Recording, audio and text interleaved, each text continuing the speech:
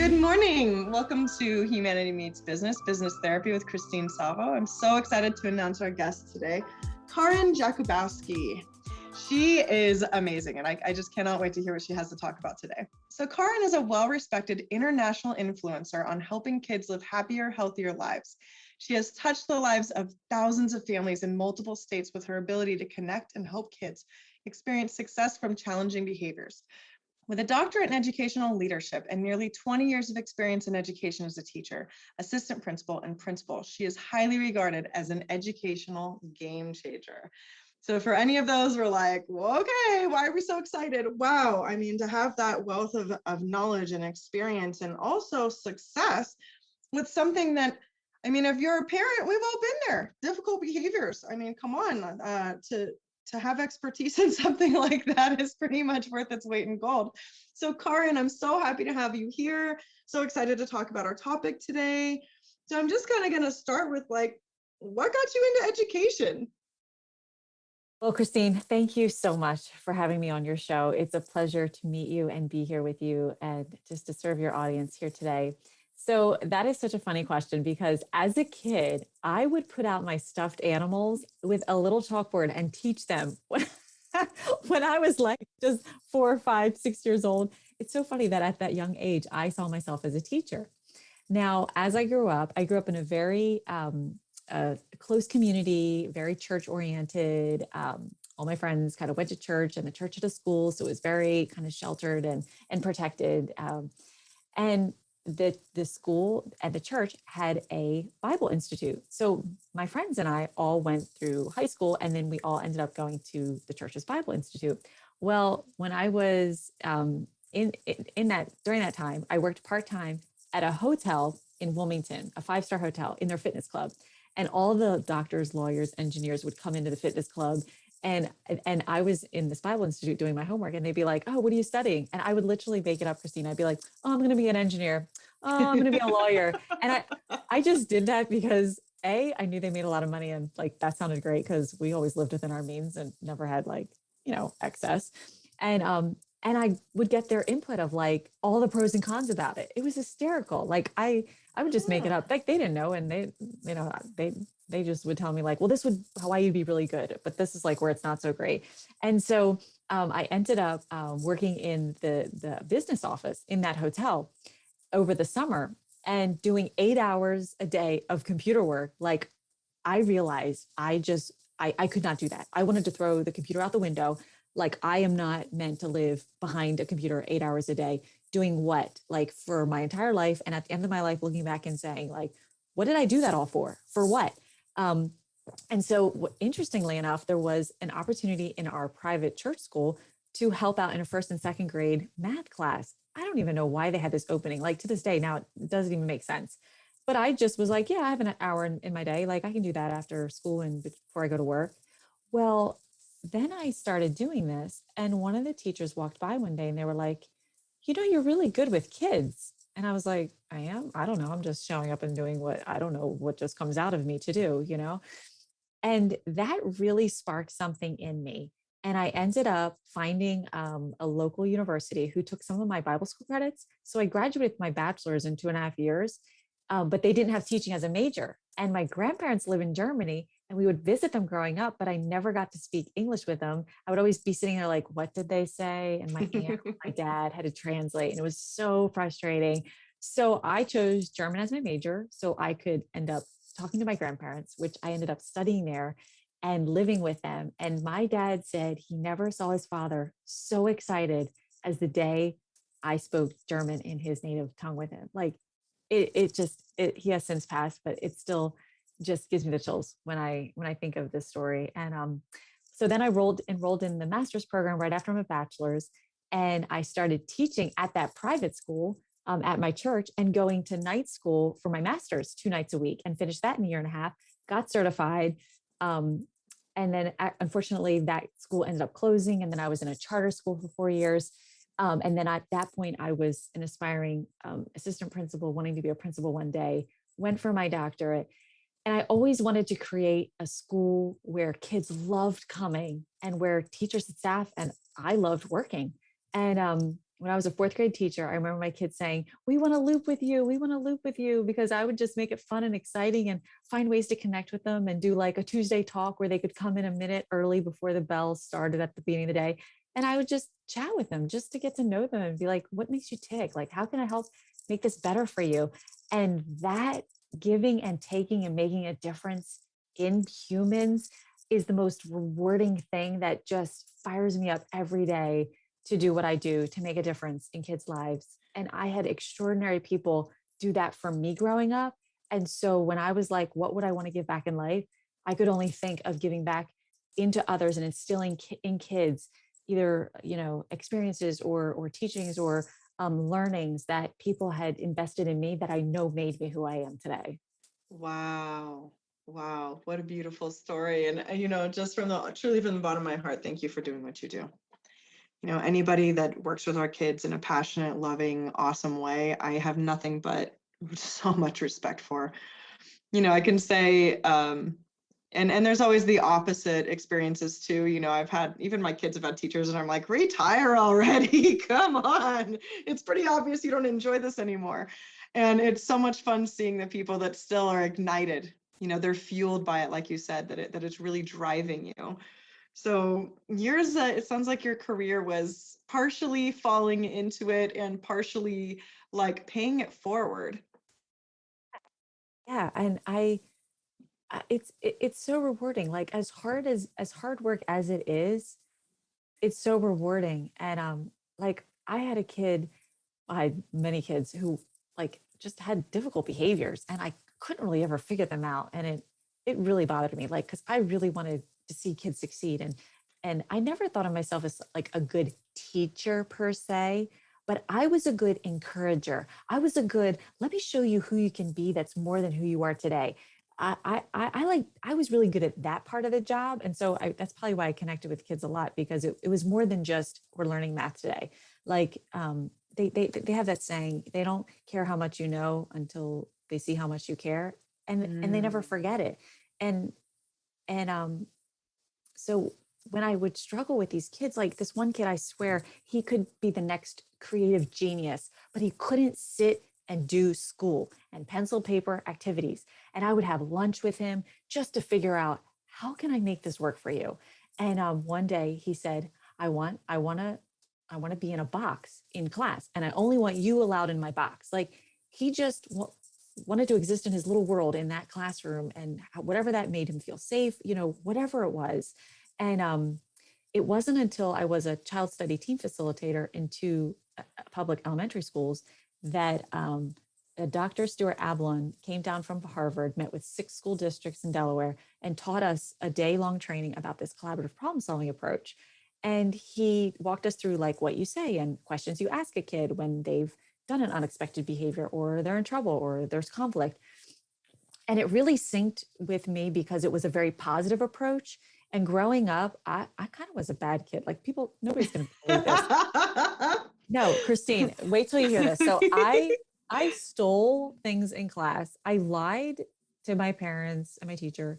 I cheated on a test. Like I was such a bad kid. And it's so funny because nobody believes it because they're like, oh my God, your teacher, your principal, like you guys are always perfect, right? Yeah, no, Yeah, anyway, no. that was, it's so funny. That was like, but I kind of felt bad and felt like I was bad because I did so many bad things growing up.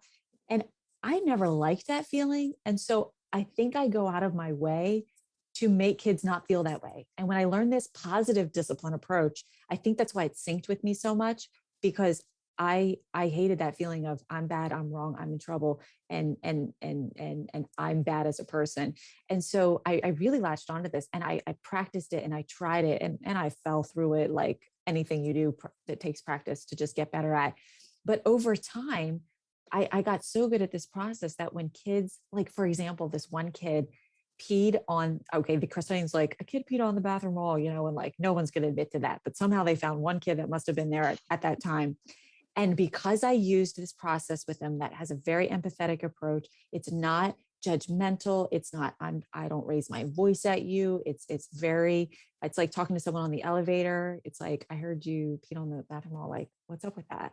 And they slowly realize that you're not going to like yell at them or terrorize them in a sense because they're in trouble and punish. I mean, there's obviously a consequence involved, but it's different than that feeling of a punishment. And do you know that kid admitted to it to the point where when I called his mom, she was like, my kid did not do that. And I just put him on speaker and I was like, can you tell your mom what just happened? And he told her and she was like, oh my gosh.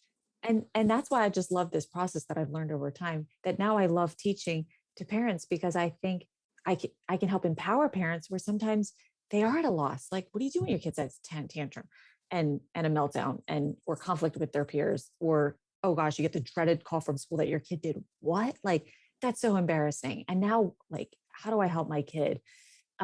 So that's just kind of it in a little bit of a nutshell for you. Yeah, I'm sitting here like, ooh, I'm on the edge of my seat. I want to know.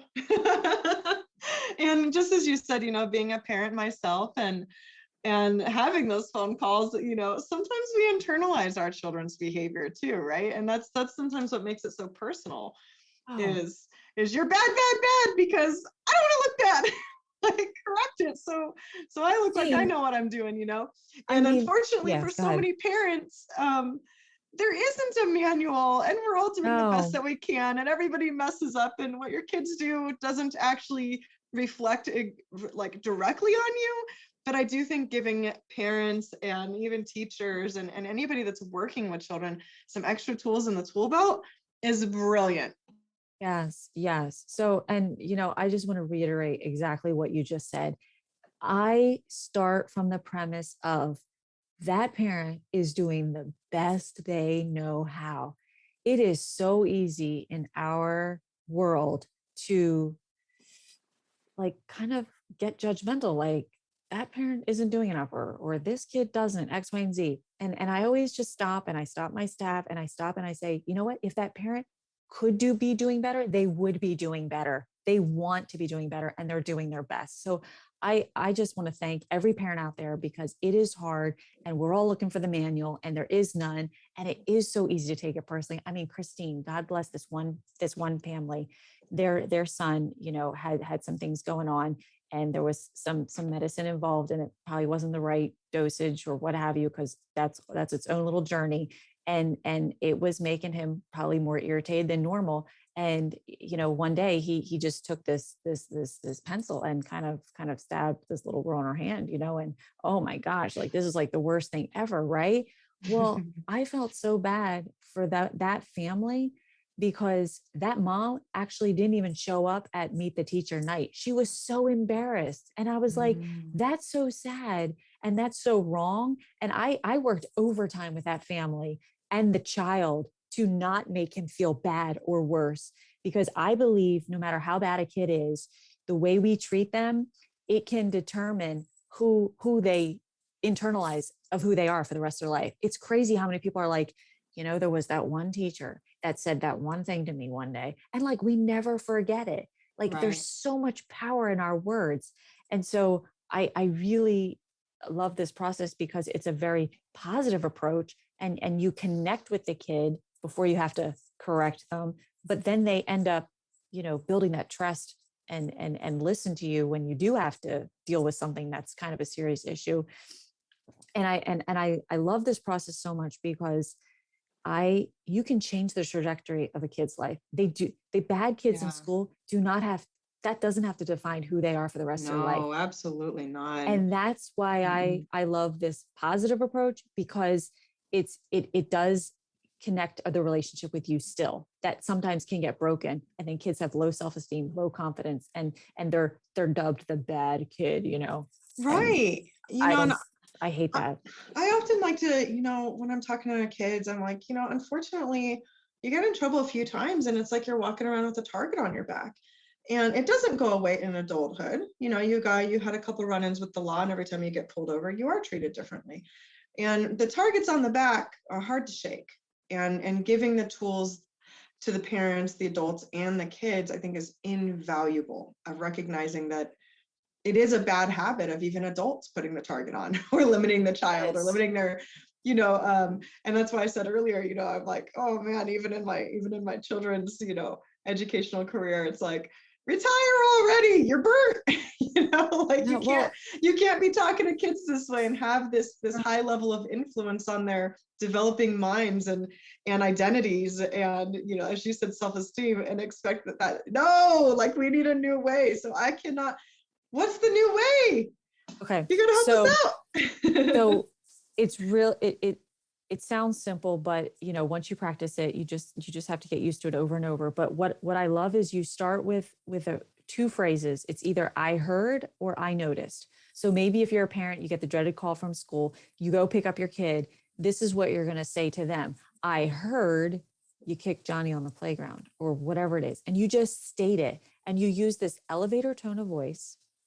It can't have emotion in it. So mom, dad, guardian, like if you're upset about the whole ordeal, you're not going to start talking about it till I call it you're calm and in control of your body. So sometimes I walk my parents through like these deep breathing activities. I do it with kids. I have them put their fingers together like in a ball, and they breathe in and extend both their hands out. And then they breathe out to bring their fingertips back touching. It's called the ball breath. And I'll ask kids if they're upset and they get sent to my office. I say, do you want to do a ball breath? How many breaths do you want to do? 4 or 5? Give your child a choice. Choices are powerful. They help kids feel empowered. They feel a loss of control, and you're giving them control by letting them choose a choice. I mean, I do simple things like, do you want to use the pencil or the crayon? Like, it's silly little choices, but just giving them a choice to choose helps them feel in control of something. So I'll tell them, like, do you want to do 4 or 5 breaths? And they're crying, but then all of a sudden they're like, oh, I have to choose something. I get to pick this. Okay, I want this. So don't talk to your kid when you are freaked out and stressed and emotional mess, because the kids are mirrors of us. They're going to mirror exactly what we are portraying. And if we're not self-regulated, forget it. They ain't going to get to that place either. And you can't calm your kid down. Like, nobody can control them. You have to give them that space to wind down, and whatever it takes till they're calm and in control of their body as well. It might be 20 minutes. And I'll say to a kid, you look like you need some time to just kind of, take a break. And sometimes I'll set a timer and I'll just leave it sit there so they can see it. And I leave them alone. I used to engage with them and try to solve the problem in the moment, but that is the worst thing. And it wasn't until somebody actually literally taught me this, was I like, oh, you don't do that. You wait till they're actually calm and in control of their body, as they said it. And that's where you have the success. Sometimes it takes an hour, and it's okay. Even if it was like 2 hours after the event, I won't talk to a kid upset. And the teachers get really frustrated because sometimes they come in from recess and go to lunch, and the teacher sends them to the office. And I'm like, I don't say this in front of a kid, but I'm like, even people in jail get to eat lunch. That kid's going to go eat lunch. And when they're calm and in control of their body, then I'll talk to them.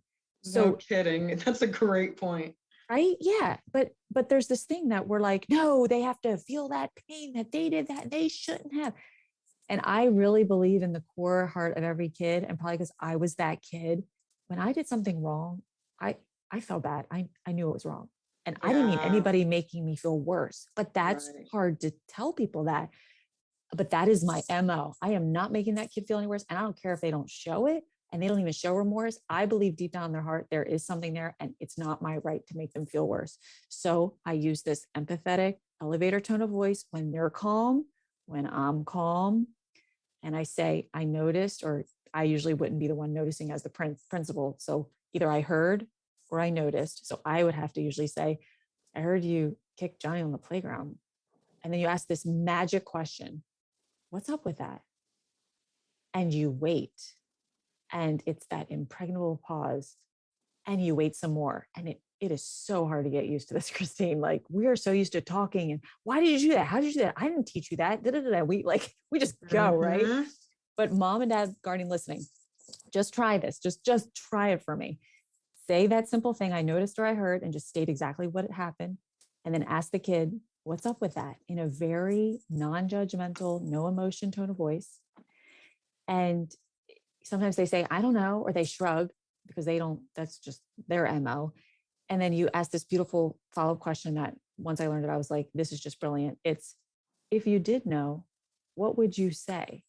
And they just look at you like you have 2 heads, because nobody's ever talked to them like this before. Mm-hmm. And over time, and sometimes I'll have to say it again, sometimes I'll add, there's no right or wrong answer. Like, what's up with that? And they slowly over time will realize that you're not going to yell or treat them in a mean way. And this process really, I call it empathy opens the door to connection, because with this empathetic approach, they end up telling you what's really going on. And sometimes it wasn't even related to that incident. Like, there was a kid who barreled into a class, knocking kids over, and we got called because he just, did X, Y, and Z, and pulled him into the hallway. He's crying, snot, and everything. And I just sat there and waited till he was calm and in control of everybody. And I just would say to him, looks like you need a minute. We're going to wait some more. And when he finally calmed himself down, I was like, I noticed, or no, that was probably, I heard you ran through the door, knocked the kids over. Like, what's up with that? And took me probably a couple times asking it, because most kids never answer the first time. Do you know what he said? He said, well, I didn't get to finish my breakfast this morning because we rushed out the door and my dad was like yelling at me. And I was like, that must have been really hard. And that's that empathetic piece. You might not agree with what they said, because a lot of times we're in the back of our head. Sometimes I hear teachers say, well, that's not true. Well, they're just making that, hey, all that might be true, but you got to take a risk and believe their story. As cockamamie as it is, I tell teachers, I'm like, you got to go with their story. Like, if you don't, you're shooting yourself in the foot with this process. And so it's amazing how many stories are behind a behavior that we never take the time to hear, because we think only what happened that instant is all what it's about. And the more I've done this process, the more I realize there's a lot more to a story, and this helps you get there. Because then I was able to say, are you still hungry? Do you need to go get a snack? Like, yeah, we're going to get to your consequence, but if he's still hungry, like, now we know something else that's a problem that we can start working on. And so this whole process ends up either being a skill they need to be taught, and they're just doing the best they can, and they show up and act that way because that's all they know, or it's a problem to be solved. And all from the premise that Dr. Ablin teaches us, because I want to give him the credit, kids do well if they can. And I believe that to my heart. It is my passion to help teachers and parents realize that no matter what behavior your child is displaying that is just awful, crazy, ridiculous, tantrum, whatever, your child really wants to do well. And there's something hindering them, and it's up to us to find out why. And I've always been frustrated and could never get to it till I actually learned this process and do it, and now teach it to parents. And it's so rewarding. Like, the kids get it, the parents get it. I have seen kids just, now they actually learn from those situations, because you're not going to learn when you're freaked out, getting yelled at, upset. They're not going to learn from that. Like, they're just going to hit another thing where they're going to go through the same thing again until they learn the lesson another way. I like it. And actually I could see how it would take some time and practice, but it's pretty simple too. Like, it's not an 11-step process or anything, right? Yeah. It's just a new way. It's a different perspective of kind of what we're already doing, right? If we're going to take the time to discipline and condemn and let all of our emotions out on our children, we also could take the time just as equally to get closer, to build the trust, and to do that kind of lesson forming, right? So after a child answers their reason, let's say a child says, because I want to, or because Tommy's a jerk. What are we doing as far as discipline? What's the next step there? Or is there not discipline? So, I mean, in the school, it's kind of easy because they sort of outline the code of conduct, what the consequences are. But I really like a logical consequence approach. And when you're talking to them about like the problem to be solved, so say they did something to Jimmy, and they're like, yeah, well, he's just so mean. Well, then sometimes that's where you take the time to figure out, like, well, what did he say or do that made that was mean, And once you get their concern on the table, sometimes I go and get the other kid and I ask them, like, hey, so and so is not feeling so great because you said or did this. And 9 times out of 10, Christine, the other kid's like, yeah, but he said this back. Like a lot of times it's two-way, but there's many times at school where it looks like it's just that one kid. And when we dive deeper, you usually find there it takes two to tango. You know what I mean? And so I love doing this approach with two kids, because so many times the one kid wouldn't realize that what the other kid did or said made them feel that way, because our perception is our reality. And if I just perceive that whatever happened, is from my perspective, this process helps them get into the other person's shoes and realize, well, when you said that, it kind of really made him feel that way. Did you know that? No. Okay. Well, now we're sharing with you, like, that's what it made him feel. Oh, like, and so it was so beautiful. Like, you can actually get kids to better understand each other, which I just think is just the most amazing process in this whole thing. And 9 times out of 10 going forward, they were able to work through things and at some point get along with each other, because they had gained that understanding of each other. Yeah. But how many times do you stop and do all that? And teachers will look and be like, I don't have time for that. And it's true. Like, God bless them, they're going 110 miles an hour with the curriculum and the pacing guide. So sometimes it's up to like the principals or the school counselor. But I try to teach teachers as much as I can. And now I'm actually working on teaching parents, because I believe we can help empower parents to help their child with this, where sometimes they might feel a loss and throw their hands up and be like, I don't know how to help my kid. Mm-hmm. And then resort back to that kind of disciplinary action that doesn't actually change behavior. Right. And coming from an educational standpoint and a parental standpoint, knowing that, what I'm really hearing in this is really giving our children the tool of emotional intelligence to use their life, right? Their entire life. And I will say I spend so much of my time working with adults on emotional intelligence, just like, hey, did you know that what you said really kind of hurt your wife's feelings?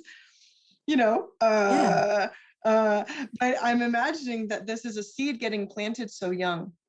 Yes. That if you're teaching children that they deserve kindness, respect, and to be heard, as they grow up, they're going to be able to offer that to others. And this really does start that, domino effect of increasing our skills for managing and working with people, and not always people that we get along with, but especially the ones that we do. How often are we hurting people that we actually love? Yeah. And if we had the tools and different outcomes that were actually taught to us as children, we probably wouldn't. We just go a different way because there would be a different way. So Karin, I am just, yes, it's beautiful. I love the work that you're doing. And I'm like, yes, continue. For our listeners, if they want to know more, how can they get a hold of you? How can they find you? So I'm on Facebook, Instagram, Twitter. Just look for Karin Jakubowski. I think on Twitter, it goes backwards, Jakubowski Karin, because somehow there's two of me in the world. And then my website is educationalimpactacademy.com. And there is a free video series on there on the front page that you could sign up for your email with, that actually I made some videos for you to watch this exact thing that I just talked about, to really go back if you want to like listen to it and take some notes and write it down. And if you ever have a question or a thought or concern, or you want to bounce something off of me, just send me a message, because I have such a heart and passion to just really help educators and parents. And our kids deserve it. Like, our kids deserve the best of us. And so, mom, dad, parent listening, take care of yourself today, this week. Do one thing for your own self-care, because you are only able to give your kids the best when you are at your best. And in the end, like, you're going to look back. And I always love saying this story, like, how cool would it be if, your kids struggled and you helped them with this kind of process, which it builds a life skill of problem solving, which we want our kids to be problem solvers anyway, which is at the heart of this process, which is another thing I love about it. And imagine, I tell parents, I'm like, imagine if your child was up on a stage one day and they were like, I used to struggle with X, Y, and Z, or I had a really tough time growing up, but my parents helped me. And I'm here to tell you my story of how I became a success. Like, yes, mom, dad, guardian, grandparent, you have that ability to make that impact, to just change your entire, kid's life, no matter what bump in the road they face tomorrow. And this process can help just give you the tools to do that. Yes, thank you so much. I'm so happy to have you on the show. I know I will be sharing this with families that I work with on a regular basis and educators in my neck of the woods. And I really just, I thank you for all the work that you're doing. Thank you, thank you, thank you. You're welcome, Christine. Thank you. This has been Humanity Meets Business, Business Therapy with Christine Salvo, licensed marriage and family therapist, advanced certified mediator, and hypnotherapist. Thank you so much for listening and have a wonderful day.